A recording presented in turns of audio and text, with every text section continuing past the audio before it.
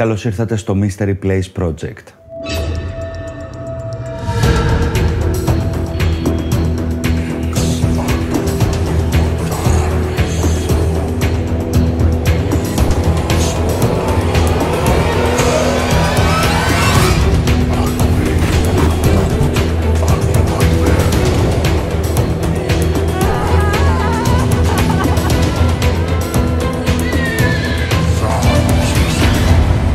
Είσαι στο Mystery Place Project. Αν είχε ολοκληρωθεί, θα ήταν ο μεγαλύτερος οβελίσκος στον κόσμο. Πριν ξεκινήσουμε το ταξίδι μας στο μυστήριο, βεβαιώσου ότι έχεις πατήσει την εγγραφή και την καμπανούλα για να ενημερώνεσαι άμεσα για κάθε νέο επεισόδιο που ανεβαίνει. Με το σημερινό επεισόδιο θα γνωρίσουμε τον διάσημο και μυστηριώδη ημιτελή οβελίσκο της Αιγύπτου.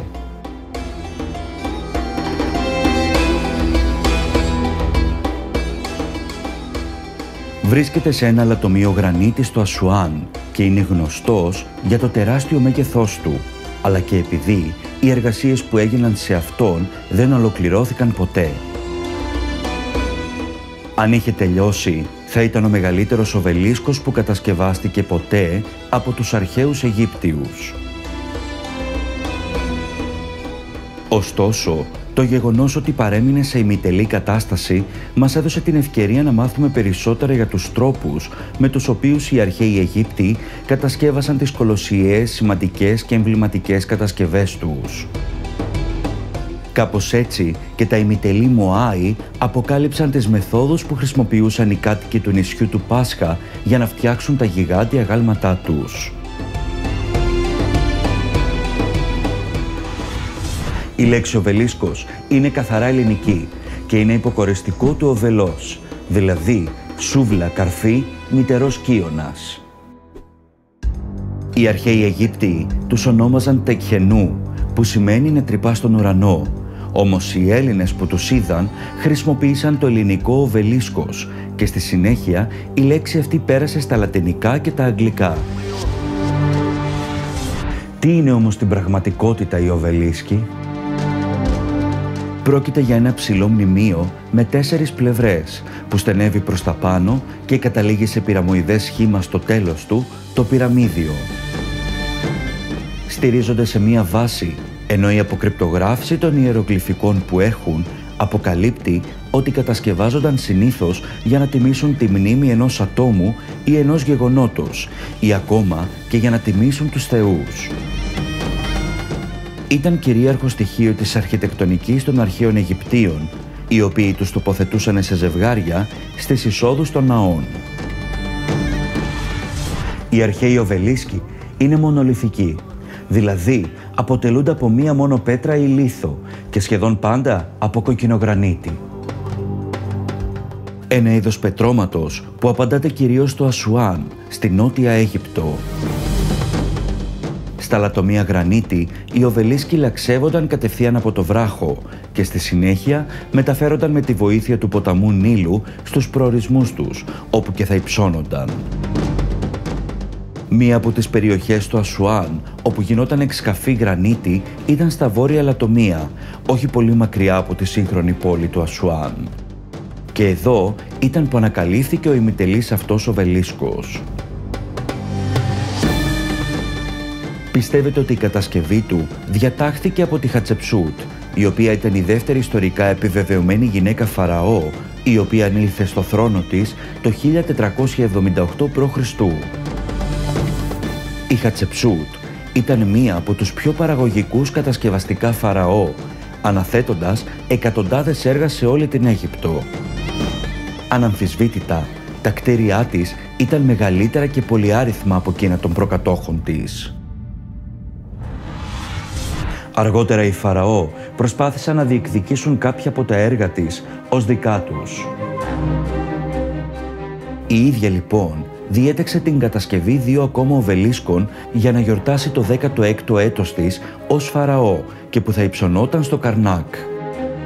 Ένας από τους οβελίσκους έσπασε κατά τη διάρκεια της κατασκευής και ένας τρίτος κατασκευάστηκε για να τον αντικαταστήσει. Ο σπασμένος οβελίσκος αφέθηκε στο λατομείο του Ασουάν, όπου παραμένει ακόμα και είναι αυτός που ασχολούμαστε σήμερα.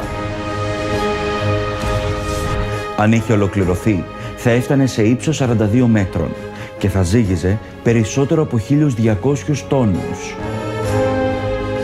Γεγονός που θα τον έκανε το μεγαλύτερο οβελίσκο που δημιουργήθηκε ποτέ από τους αρχαίους Αιγύπτιους.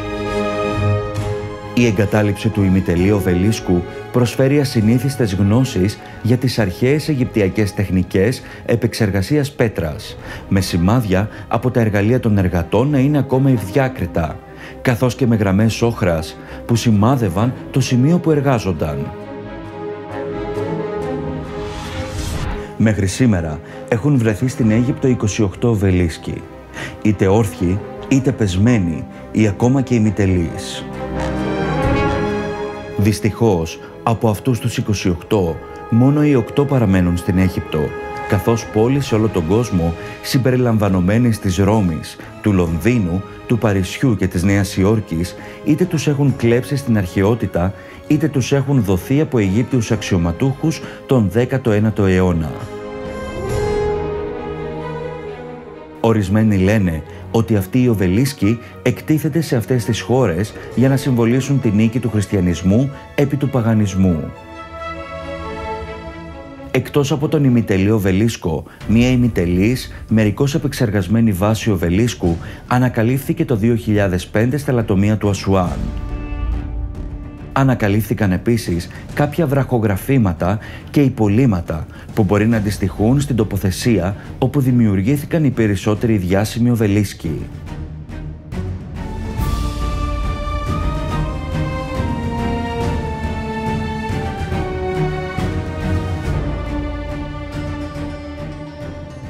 Όλα αυτά τα λατομεία του Ασουάν και τα ημιτελή αντικείμενα είναι ένα υπαίθριο μουσείο και προστατεύονται επίσημα από την Αιγυπτιακή κυβέρνηση ως αρχαιολογικός χώρος. Λίγο πριν ολοκληρώσουμε το σημερινό μυστήριο, βεβαιώσου ότι έχεις πατήσει την εγγραφή και την καμπανούλα για να ενημερώνεσαι άμεσα για κάθε νέο επεισόδιο που ανεβαίνει. Επίσης, αν σας άρεσε το βίντεο, πατήστε like και share και αφήστε ένα σχόλιο για τυχόν θέματα μυστηρίου που θα θέλετε να δείτε. Μέχρι την επόμενη φορά, γεια σας!